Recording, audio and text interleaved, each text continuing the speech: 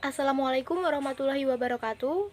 Saya Tri Utami Aprilia dari kelas Ekonomi Pembangunan B, angkatan 2019, NIM 59. Kali ini saya akan mempresentasikan tugas dari Ekonomi Islam dan Ekonomi, yang mana tugas yang saya akan presentasikan bertema uang dan kebijakan moneter dalam pemikiran Ibnu Taimiyah dengan perspektif Philosophy of Economic System Capitalism.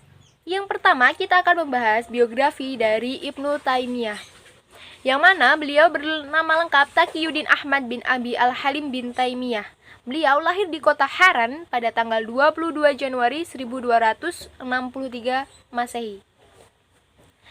Beliau adalah ekonom terkenal pada masanya.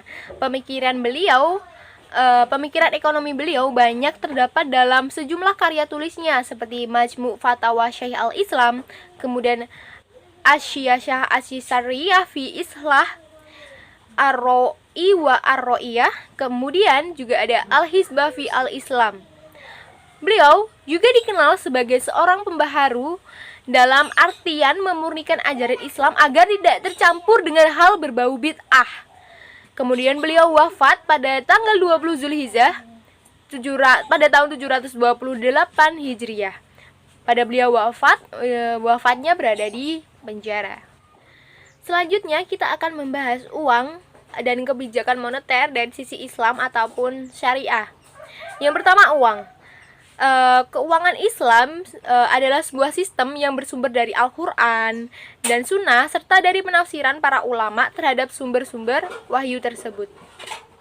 Dalam berbagai bentuknya, struktur keuangan Islam telah menjadi sebuah peradaban yang mana tidak berubah selama 14 abad. Karakteristik keuangan Islam antara lain adalah 1. Nilai ketuhanan, 2. Nilai dasar kepemilikan atau al-milkiyah, yang 3. Keseimbangan, yang keempat nilai dasar persaudaraan dan kebersamaan, dan yang kelima nilai dasar kebebasan serta keadilan. Dari sisi moneter syariah atau moneter Islam, kebijakan moneter Islam ini harus bebas dari unsur riba dan bunga bank. Dalam Islam, riba yang termasuk di dalamnya bunga bank yang diharamkan secara tegas. Dengan adanya pengharaman ini, maka bunga bank yang dalam ekonomi kapitalis menjadi sebuah instrumen utama manajemen moneter sehingga tidak diberlakukan lagi di kebijakan moneter Islam. Kemudian ada pandangan Ibnu Taimiyah mengenai uang dan juga kebijakan moneter. Dalam hal uang, Ibnu Taimiyah menyatakan bahwasanya uang memiliki dua fungsi utama, yaitu sebagai alat pengukur dan sebagai media untuk memperlancar pertukaran bagi sejumlah barang yang berbeda. Sehingga di sini uang bukan digunakan sebagai komoditas atas barang yang diperjualbelikan, karena uang yang digunakan sebagai komoditas sangat diharamkan dalam syariah Islam. Menurut Ibnu Taimiyah, seharusnya penguasa mencetak mata uang yang nilai nominalnya sesuai dengan nilai intrinsiknya, seperti dinar dan dirham yang terbuat dari emas dan perak murni. Hal ini juga menunjukkan bahwa peran dinar dan dirham yang terbuat dari emas dan perak murni sebagai mata uang sangat urgent dan tidak dapat digantikan oleh barang-barang lainnya. Kehadiran mata uang fulus saat di masa Ibnu Taimiyah mengakibatkan hilangnya dinar dan dirham dari peredaran. Dampak pemberlakuan fulus sebagai mata uang resmi adalah terjadinya kelaparan sebagai akibat dari inflasi keuangan yang mendorong naiknya harga. Penggunaan mata uang fulus justru mengakibatkan inflasi, karena ia dicetak secara berlebihan dan memiliki nilai nominal yang tidak seimbang dengan nilai intrinsiknya. Menurut Ibnu Taimiyah, penciptaan mata uang dengan nilai nominal yang lebih besar daripada nilai intrinsiknya dan kemudian menggunakan uang tersebut untuk membeli emas, perak, atau benda berharga lainnya dari masyarakat akan menyebabkan terjadinya penurunan nilai mata uang serta akan menyebabkan inflasi dan juga pemalsuan uang.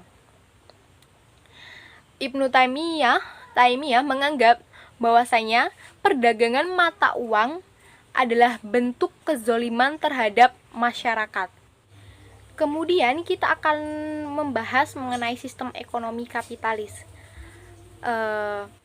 Yang mana kapitalisme ini merupakan sebuah sistem organisasi ekonomi yang dicirikan oleh hak milik privat atas alat-alat produksi dan juga distribusi yang pemanfaatannya untuk mencapai laba dalam kondisi yang sangat kompetitif. Sistem ekonomi kapitalis adalah suatu sistem yang memberikan kebebasan yang cukup besar bagi pelaku ekonominya untuk melakukan kegiatan yang terbaik bagi kepentingan individual atas sumber daya ekonomi atau faktor produksi ekonomi. Pada sistem ekonomi kapitalis terdapat keleluasan bagi perorangan untuk memiliki sumber daya, seperti kompetisi antar individu dalam memenuhi kebutuhan hidup, kemudian persaingan antar badan usaha dalam mencari keuntungan, prinsip keadilan yang dianut oleh sistem kapitalis, yang mana setiap orang menerima imbalan berdasarkan prestasi kerjanya. Dalam hal ini, campur tangan pemerintah sangat minim, sebab pemerintah berkedudukan sebagai pengamat dan perlindung perekonomian, yang mana sistem kapitalis ini sangat berbeda dengan sosialis ya. Kemudian Adam Smith melalui bukunya yang terbit pada tahun 1776 dengan judul An Inquiry the Nature and Cause of the Wealth of Nation, yang menghendaki setiap orang diberi kebebasan untuk bekerja dan berusaha dalam pasar persaingan sempurna dengan meniadakan sama sekali intervensi pemerintah.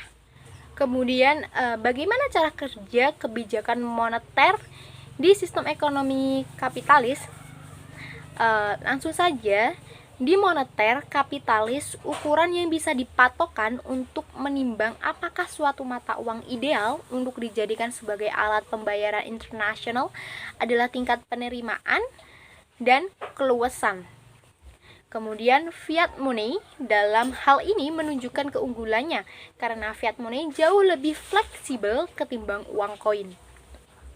Karena alasan kenyamanan ini, pengambilan kebijakan beralih menggunakan uang kertas.